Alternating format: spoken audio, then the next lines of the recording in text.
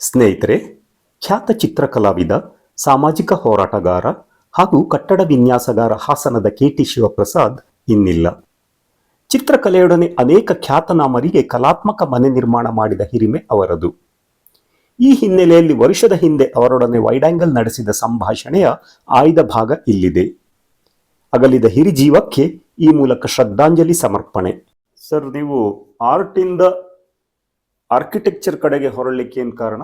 Initial ಡೇಸ್ನಲ್ಲಿ ಅದು painting ಮಾಡ್ತಿದ್ನಲ್ಲ, ಕೆಲವರು ಬಂದು ಮನೆ ಕಟ್ಕೊಂಡು ಅದು ನೋಡೋಣ ಅಂತ ಕಟ್ಕೊಟ್ಟೆ. ಹಂಗೆ ಸರ್, ಈ ಮನೆ ಕಟ್ಟುವಾಗ ನಿಮ್ದೊಂದು ದೃಷ್ಟಿಕೋನ ಹೇಗಿರ್ತಿತ್ತು ಸರ್? ಅದು ಇಟ್ ಡಿಪೆಂಡ್ಸ್ ಆನ್ ಎಲ್ಲಿ ನಾನು ಮನೆ ಕಟ್ತೀನಿ, ಅದ್ರ ಸುತ್ತಮುತ್ತ ಏನಿದೆ ಅನ್ನೋದ್ರ ಮೇಲೆ ಆಗುತ್ತೆ. ಈಗ ಈ ಥರ ಮನೆಗಳಿದ್ರೆ ನಮಗೆ ಸ್ವಲ್ಪ ಕಷ್ಟ ಆಗುತ್ತೆ. ಯಾಕೆಂತ ಹೇಳಿದ್ರೆ ಹತ್ತತ್ರ ಇರ್ತವೆ, ಅದು ಕಾಣಲ್ಲ, ಇದು ಮಾಡೋದು. ಸರಿ. ಅದೇ ನಾವು ಎಲ್ಲರೂ ಇದ್ರಲ್ಲಿ ಕಟ್ಬೇಕಾದ್ರೆ, ತೋಟದಲ್ಲಿ ಗೀತಲ್ಲಿ ಕಟ್ಬೇಕಾದ್ರೆ ನಮಗೆ ಸಿಕ್ಕಾಬಟ್ಟೆ ಇದಿರುತ್ತೆ. ಏನ್ ಬೇಕಾದ್ರೂ ಮಾಡ್ಕೋಬಹುದು. ಅಲ್ಲಿ ಬೇರೆ ಮನೆಗಳು ಸ್ಪೇಸ್ ಜಾಸ್ತಿ ಅಲ್ಲಿರೋದ್ರಿಂದ ಸಿಕ್ಕಾಬಟ್ಟೆ ಜಾಸ್ತಿ ಇರುತ್ತೆ. ಆಮೇಲೆ ಆ ಸ್ಪೇಸ್ ನ ಹೆಂಗ್ ಮಾಡ್ಬೋದು, ಹೆಂಗೆ ಇದು ಮಾಡ್ಬೋದು, ಆ ಮರ ಗಿಡಗಳನ್ನೆಲ್ಲ ಹೆಂಗೆ ಇಡ್ಬೋದು, ಅವೆಲ್ಲ ನೋಡ್ಕೊಂಡು ಮಾಡ್ತೀವಿ. ಕಲ್ಲಿನ ಮೇಲೆ ವಿಶೇಷ ಪ್ರೀತಿನ? ಯಾಕೆಂತೇಳಿ ನಿಮ್ಮ ಅನೇಕ ಕನ್ಸ್ಟ್ರಕ್ಷನ್ಸ್ ನಾನು ನೋಡಿದ್ದೀನಿ. ಲೈಕ್ ಇದರಲ್ಲಿ ಕುಪ್ಪಳ್ಳಿಯಲ್ಲಿ ನೀವು ಮಾಡಿದಂತ ಒಂದು ಆರ್ಟ್ ವರ್ಕ್ ಇನ್ಸ್ಟಾಲೇಷನ್, ಹಂಗೇನೆ ವಿಶ್ವನಾಥ್ ಅವರ ಮನೆಯ ಸ್ಟೋನ್ ಕ್ಲಾಡಿಂಗ್. ಅದೇನಂತ ಹೇಳಿದ್ರೆ ಸ್ಟೋನ್, ಕೆಲವರಿಗೆ ಸ್ಟೋನ್ ಹಾಕೊಡ ಕೇಳ್ತೀವಿ ನಾವು, ಯಾವ್ದು ಬೇಕು ನಿಮ್ಗೆ, ಸ್ಟೋನ್ ಹಾಕೊಡ್ಬೇಕಾ ಇದು ಹಾಕ. ಅವ್ರ ಸ್ಟೋನ್ ಅಂತ ಹೇಳಿದ್ರೆ ನಾವು ಸ್ಟೋನೇ ಹಾಕೊಡ್ತೀವಿ.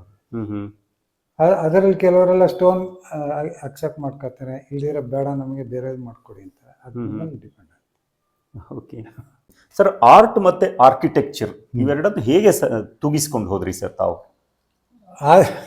ಅದೇನಾಯ್ತು ಅಂತ ಹೇಳಿದ್ರೆ, ನಾನು ಇಲ್ಲಿ ಪೇಂಟಿಂಗ್ ಮಾಡ್ತಿದ್ನಲ್ಲ, ಅವಾಗ ಕೆಲವ್ರು ಬಂದು ನೋಡೋರಲ್ಲ, ಹೀಗೆ ಮನೆ ಕಟ್ಕೊಡೋ ಅಂತ, ನನ್ನ ಕಟ್ಟಕ್ಕಾಗಲ್ಲ ಅಂತ ನಾನು. ಆಮೇಲೆ ಒಂದ್ಸತಿ ನನ್ನ ಫ್ರೆಂಡ್ ಒಬ್ರು ಬಂದ್ಬಿಟ್ಟು, ಕಟ್ಟೋ, ನೀನೇ ಕಟ್ಬೇಕು, ನನ್ಗೆ ಅಲ್ಲಿ ಬೇರೆಯವ್ರ ಕೈಲಾಗಲ್ಲ. ಅದು ಅವ್ರದ್ದೇನು ಅಂದರೆ, ಬೇರೆಯವ್ರಿಗೆ ಸಿಕ್ಕಾಬಿಟ್ಟೆ ದುಡ್ಡು ಕೊಡ್ಬೇಕು, ನಾನಾದ್ರೂ ಹಂಗೆ ಕಟ್ತೀನಿ. ಅದಕ್ಕೋಸ್ಕರ ನಾನು ಆಯ್ತು ಕಟ್ಕೊಡ್ತೀನಿ ಅಂದೆ, ಕಟ್ಟಿದೆ. ಆಮೇಲೆ ಇವರೆಲ್ಲ ಬಂದರು. ಹಂಗೆ ಕಟ್ತಾ ನಾನೊಂದು ಇದೇ ಇಟ್ಟಿದ್ದೆ, ಆಫೀಸೇ ಇಟ್ಟಿದ್ದೆ.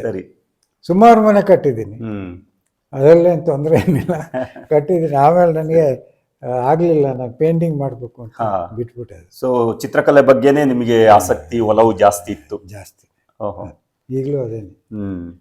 ನೀವು ಒಂದು ಮನೆ ಕಟ್ಟುವಾಗ ಅಸ್ಥೆಟಿಕ್ಸ್ ಜೊತೆ ಅಲ್ಲಿ ಬಳಸುವಂತ ಮೆಟೀರಿಯಲ್ಸ್ ಇದೆ ಅಲ್ಲ, ಅದ್ರ ಬಗ್ಗೆನೂ ತುಂಬಾ ಇಂಪಾರ್ಟೆನ್ಸ್ ಕೊಡ್ತೀರಾ? ಇಂಪಾರ್ಟೆನ್ಸ್ ಕೊಡ್ಲೇಬೇಕು, ಇಲ್ದಿದ್ರೆ ಅದು ಹೇಗಾಗ ಆಗ್ಬಿಡುತ್ತೆ. ಆಮೇಲೆ ನಮಗೆ ಚಿಕ್ಕದು, ಈಗ ಇದನ್ನೆಲ್ಲ ಇದು ಮಾಡ್ತೀವಲ್ಲ ಒಳಗಡೆ ಸ್ಕ್ರೂಸ್, ಅವೆಲ್ಲನೂ ಒಳ್ಳೆ ತಗೋಬೇಕು. ಇಲ್ದಿದ್ರೆ ಅದು ಯಾವೆಲ್ಲ ಏನೇನೋ ಆಗ್ಬಿಡ್ತವೆ. ಬಟ್ ಈ ನ್ಯಾಚುರಲ್ ಐಟಮ್ಸ್ ಬಗ್ಗೆ ನೀವು ಜಾಸ್ತಿ ಗಮನ ಕೊಡ್ತೀರಾ? ಹೌದು. ಲೈಕ್ ಏನು ಮಣ್ಣಿರ್ಬೋದು ಅಥವಾ ಕಲ್ಲಿರ್ಬೋದು, ಹೌದೌದು, ಈ ತರದ ಈಕೋ ಫ್ರೆಂಡ್ಲಿ ಮೆಟೀರಿಯಲ್ಸ್ ಬಗ್ಗೆನೇ ಜಾಸ್ತಿ ಗಮನ ಕೊಡ್ತಾ ಇದ್ದಾರೆ. ಹಿಂಗೆ ಯಾತಕ್ಕೆ ಅಂತ ಹೇಳಿದ್ರೆ, ಮನೆ ಕಟ್ಬೇಕಾದ್ರೆ ಅದು ಉಳಿಬೇಕಲ್ಲ. ನಿಜ. ಈಗ ಹಳಬರು ಕಟ್ಟಾರಲ್ಲ, ಎಷ್ಟು ವರ್ಷದ ಕಾಲದ್ದೆಲ್ಲ ಇದೆಯಲ್ಲ, ನೂರಾರು ವರ್ಷದ ಮನೆಗಳು ಚೆನ್ನಾಗಿಯೇ ಇದಾವೆ. ಅದನ್ನ ನೋಡ್ಕೊ ಬರ್ಬೇಕು ನಾವು.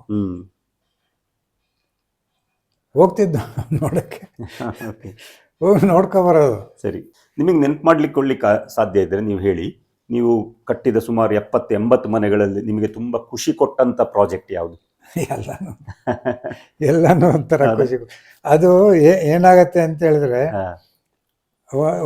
ಒಂದ್ ಕಡೆ ಕಟ್ತೀವಿ, ಅದಾದ್ಮೇಲೆ ಇನ್ನೊಂದು ಬರುತ್ತೆ, ಅದನ್ನ ಕಟ್ಟೋದು ಆ ಥರ ಬೇಡ ಅಂತ ಇನ್ನೊಂದು ಕಟ್ತೀವಿ. ಹಂಗೆ ಅದು.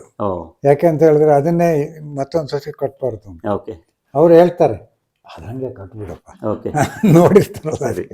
ಅದಕ್ಕೆ ನಾವು ನೋಡೋಣ ಅಂತ ಒಂದು ಸ್ವಲ್ಪ ಚೇಂಜ್ ಎಲ್ಲ ಮಾಡ್ತೀವಿ. ಸೊ ನೀವು ಇಂಪ್ರೂವೈಸ್ ಮಾಡ್ತೀರೇನೋ ನಿಮ್ಮ ಅನುಭವದ ಮೇಲೆ ಅಲ್ವಾ? ಹೌದು, ಯಾಕೆಂದ್ರೆ ಎಲ್ಲ ಒಂದೇ ಆಗ್ಬಿಡುತ್ತೆ. ಅದೇ ಅದು ನಿಜ. Go with things. Okay sir, thank you so much. ಆಯ್ತು.